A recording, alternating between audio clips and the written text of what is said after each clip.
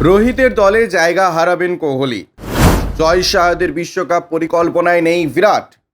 দ্বিতীয় সন্তানের জন্মের পর আমূল বদলে যেতে পারে বিরাট কোহলির ক্রিকেট জীবন। ইংল্যান্ডের বিরুদ্ধে টেস্ট সিরিজ থেকে সরে দাঁড়ানো প্রাক্তন অধিনায়ক জায়গা হারাতে পারেন ভারতীয় দলে। আসন্ন টি-20 বিশ্বকাপের দলে তাঁকে রাখতে চাইছে না ভারতীয় ক্রিকেট বোর্ড। বিশ্রাম নয়, ভারতীয় দল থেকে বাদ পড়তে পারেন কোহলি। বিসিসিআই সূত্রে এমনই খবর, কোহলির জায়গায় তরুণ ক্রিকেটারদের সুযোগ দেওয়ার কথা ভাবছেন বোর্ড তারকারা। ওয়েস্ট ইন্ডিজ এবং আমেরিকায় টি-20 বিশ্বকাপের দলে কোহলিকে চাইছে না বোর্ড কর্তার একটা বড় অংশ। বিসিসিআই সচিব জয় শাহের সম্মতি রয়েছে বলে খবর। ভবিষ্যতের দিকে তাকাতে চাইছে ভারতীয় ক্রিকেট বোর্ড, এমনই বলা হয়েছে একটি সর্বভারতীয় সংবাদ মাধ্যমের প্রতিবেদনে। সূত্রের খবর, টি-20 বিশ্বকাপে তরুণ ক্রিকেটারদের সুযোগ দিতে চাইছে বোর্ড।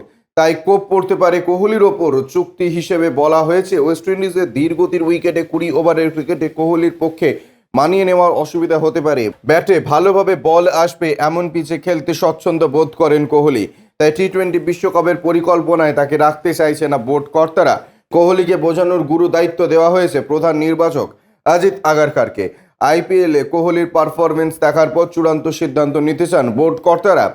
কোহলিকে না চাওয়ায় কর্তাদের যুক্তি, তিনি বিশ্বকাপের দলে থাকা মানে প্রথম একাদশ থেকে বাদ দেওয়া কার্যত সম্ভব নয়।